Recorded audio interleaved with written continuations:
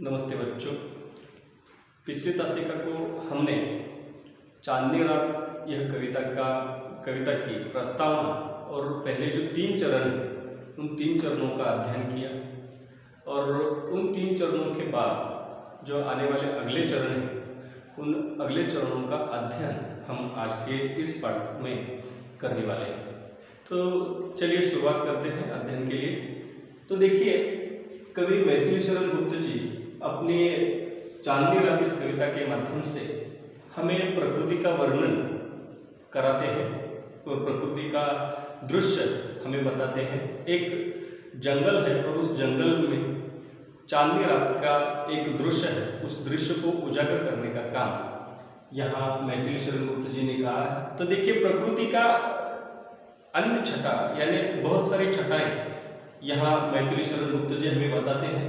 देखिए, मैथिली शरण गुप्त जी क्या कहते हैं, बंद नहीं अब भी चलते हैं नियति नटी के कार्यकलाप, पर कितने एकांत भाव से, कितने शांत और चुपचाप। तो देखिए, यहाँ मैथिली शरण गुप्त जी को क्या कहना है, बंद नहीं अब भी चलते हैं नियति नटी के कार्यकलाप। तो देखिए, नियति जो है, प्रकृति जो है, वह हमेशा ऋतु के अनुसार क्या करती है, अपने रूप रंग को क्या करती है, बदलती है।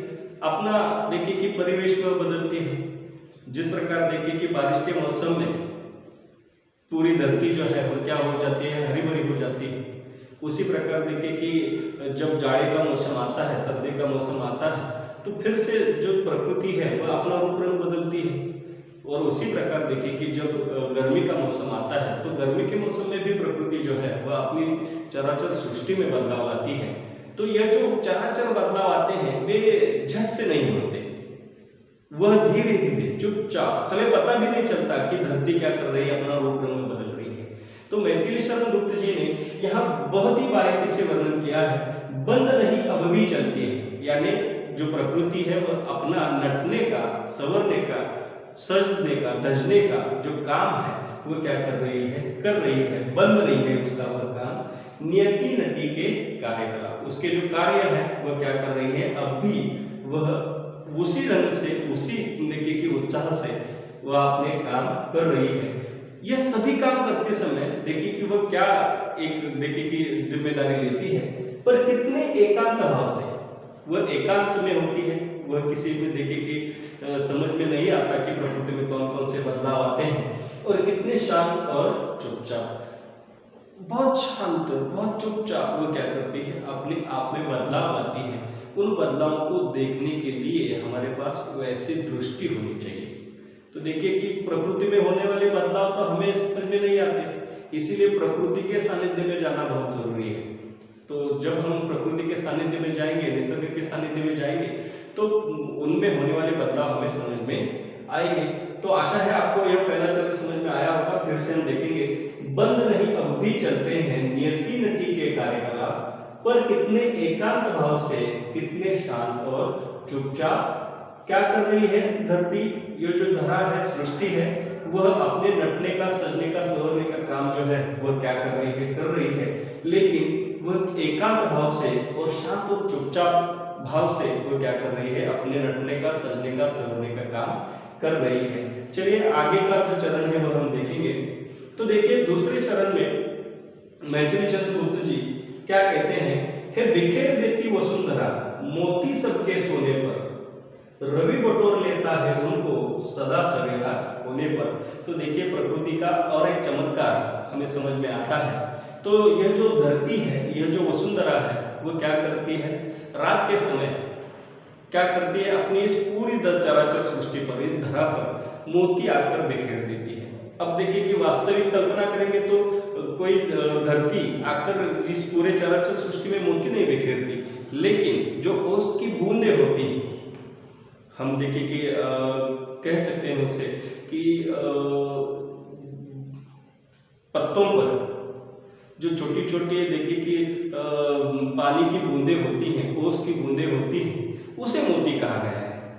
तो देखिए, उसी प्रकार मैथिली शरण गुप्त जी कहते हैं, है बिखेर देती वसुंधरा, वसुंधरा क्या करती है, आती है और बिखेर देती है मोती सबके सोने पर। जब चराचर सृष्टि रात के समय सो जाती है तो यह वसुंधरा क्या करती करती है, आती है और पूरी इस चराचर सृष्टि में मोती आकर बिखेर देती है। अब मोती बिखेर तो वो चली जाती है, लेकिन उसे बटोरने कौन आता है? तो देखिए बटोरने कौन आता है? रवि बटोर लेता है उन। अब रवि कौन है? सूरज। सूरज का दूसरा नाम है रवि। तो रवि क्या करता है? उन सभी मोतियों को क्या कर लेता है? बटोर लेता है। सदा सवेरा होने पर, जब भी सवेरा होता है, जब भी देखिए कि सूरज उगता है, तो सूरज उगने पर यह जो ओस के मोती होते हैं, ओस के जो बिंदु होते हैं, वे क्या होते हैं कि उसका बाष्पीभवन हो जाने के कारण वह क्या हो जाते हैं? चले जाते हैं। यह एक वैज्ञानिक बात भी यहाँ पर हमें देखने को मिलती है कि यह जो बूंदे हैं वे बटोर कौन लेता है? रवि बटोर लेता है उनको। यानी मैथिली शरण गुप्त जी इतनी बारीकी से, इतनी अच्छी तरह से क्या करते हैं? प्रकृति का वर्णन करते हैं। वे वसुंधरा के एक नए कार्यकलाप को, एक नए उसके कार्य को हमारे सामने रखते हैं और वे कहते हैं, है बिखेर देती वसुंधरा मोती सबके सोने पर। जब रात होती है तो क्या करती है वसुंधरा? आती है और मोती बिखेर कर चली जाती है, और सवेरे रवि आता है, सूरज आता है, और सूरज उन सभी मोतियों को क्या कर लेता है? बटोर लेता है। और देखिए कि यह जो प्रकृति का वर्णन है, वह प्रकृति का वर्णन मैथिली शरण गुप्त जी ने एक, देखिए कि योगी है, तपस्वी है, उस तपस्वी के उसके देखिए कि व्यक्तित्व को समझाने के लिए क्या किया गया है? यह प्रकृति का वर्णन भी उसमें सम्मिलित किया गया है। तो देखिए प्रकृति का वर्णन और योगियों का क्या संबंध है? तो योगी और जो तपस्वी होते हैं वे कभी देखिए कि लोगों की भीड़ में जाकर तपश्चर्या नहीं करते। वे क्या करते हैं? एकांतवास में चले जाते हैं, निसर्ग के सानिध्य में चले जाते हैं, प्रकृति के सानिध्य में चले जाते हैं, वटों के वृक्षों के तले वे क्या करते हैं? जाते हैं और वहां जाकर वे तपश्चर्या करते हैं। और इसीलिए देखिए कि एक योगी का योगित्व और योगी का देखिए कि आचरण हमें समझ में आए, इसलिए प्रकृति का वर्णन पहले क्या किया है? मैथिली शरण गुप्त जी ने किया है। वही हम अगले जो 2-3 चरण है उन 2-3 चरणों में देखेंगे। अब देखिए कि सूरज आया है, सूरज आकर उसने क्या किए हैं? सभी वसुंधरा के सभी जो मोती हैं वे उसने बिखेर बटोर लिए हैं। अब सूरज का काम शुरू हुआ है, सूरज उग गया है, और सूरज उगने के बाद दिन भर में उसका काम जो है सब सारी वसुंधरा को देखिए कि प्रकाश देना, सारी वसुंधरा को ऊर्जा देना, और यह जो पूरी चराचर सृष्टि है उसमें एक नव तेज सम्मिलित करना, यह सूरज का जो काम है वो सूरज का काम शुरू हो जाता है। और देखिए कि यह काम कब तक चलता है? दिन में दिन हो जाता है, दोपहर हो जाती है और संध्या का समय आ जाता है।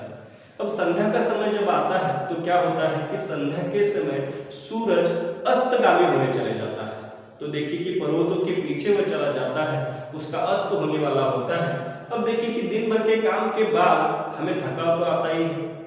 तो मैथिली शरण गुप्त जी ने भी कल्पना की है कि दिन भर के काम के बाद यह सूरज जो है वह भी क्या हुआ है? थक गया है, और अब वह अपने कार्यों को विराम देने वाला है, वह रुकने वाला है।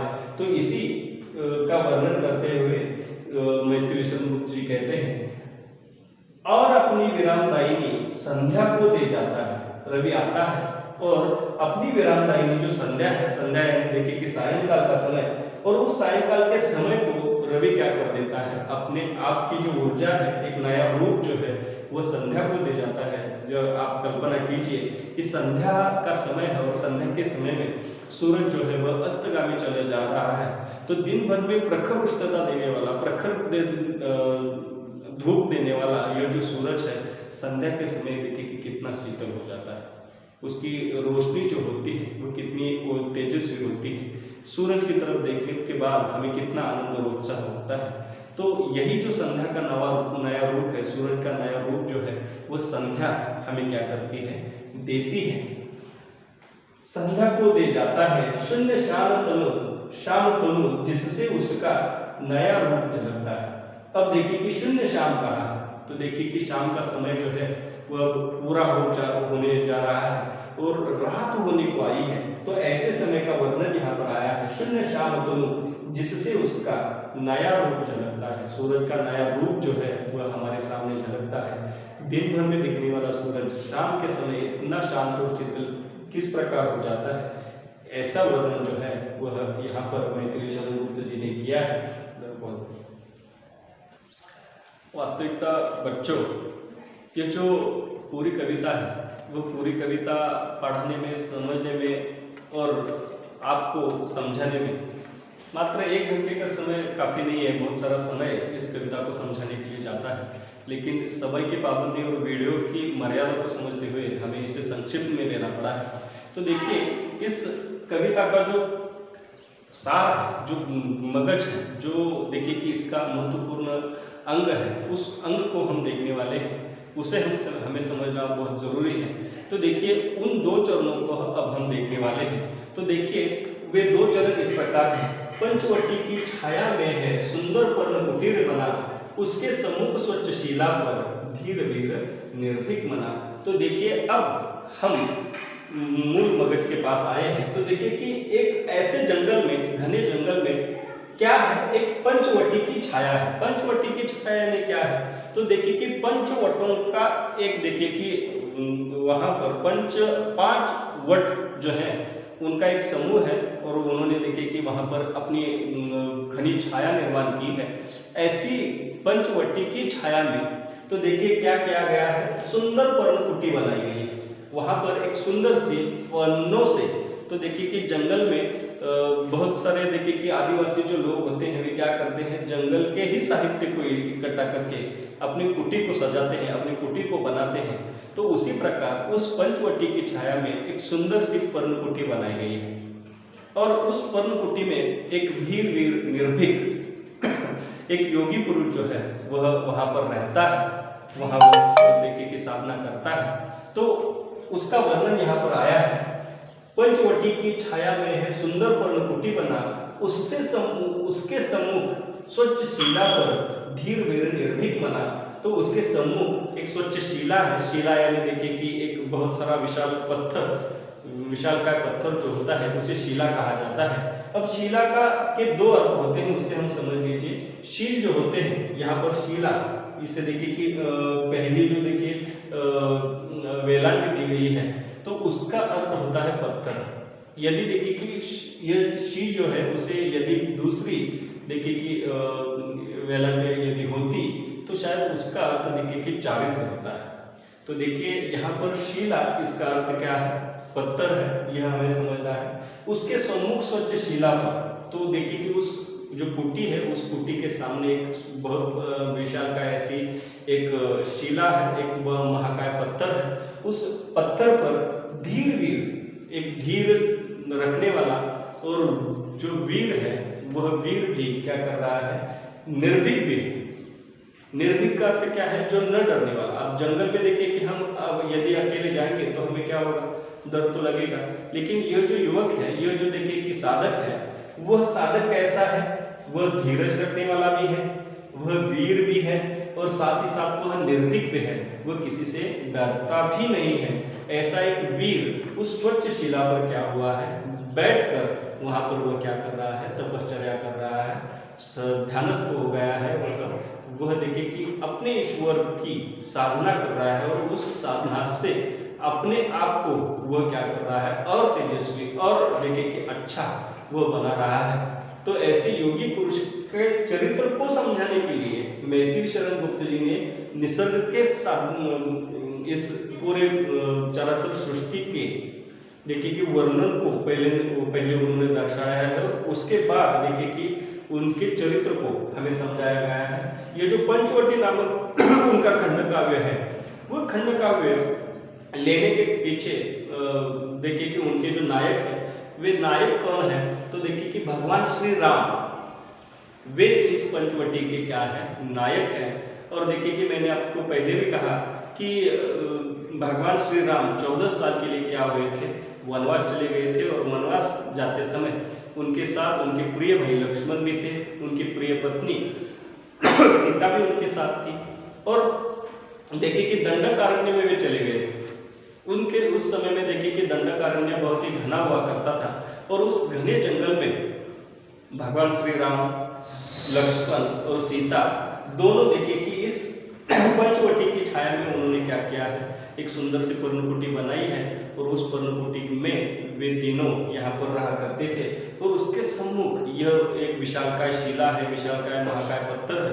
उस पत्थर पर बैठकर यह जो राम है वे क्या करते थे, अपने प्रिय लक्ष्मण और देखिए कि पत्नी सीता इनकी रक्षा का भी काम करते थे। तो देखिए कि जंगल के समय में, जंगल में जब रहते हैं लोग, तो देखिए क्या करते हैं कि एक व्यक्ति देखिए कि क्या करता है, जागता रहता है और बाकी के सभी लोग क्या करते हैं, उसके जागने के कारण वे देखिए कि पूरी आराम से क्या कर सकते हैं, सो सकते हैं।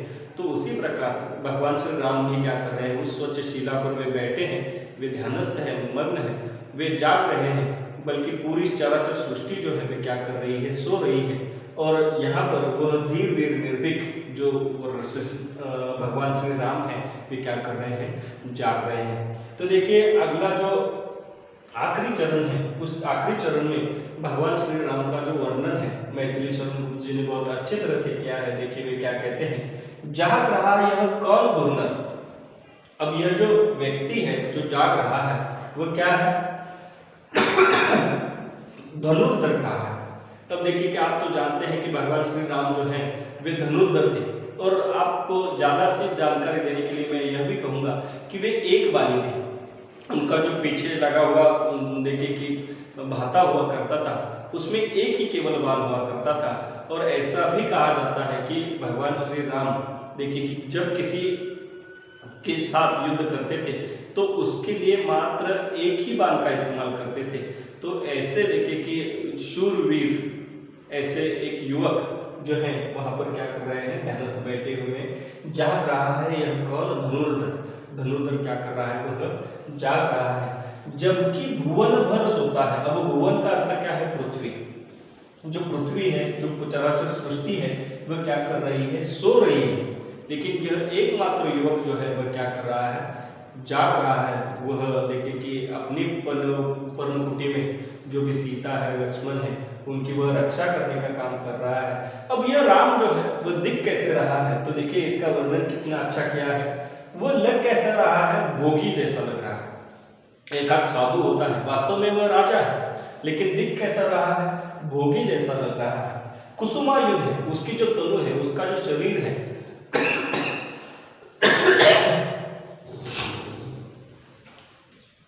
तो देखिए बच्चों, ये जो भगवान श्री राम है वे लग कैसे रहे हैं, भोगी जैसे लग रहे हैं। उनकी जो पूरा शरीर जो है वह कैसे है, कुसुमायुध है।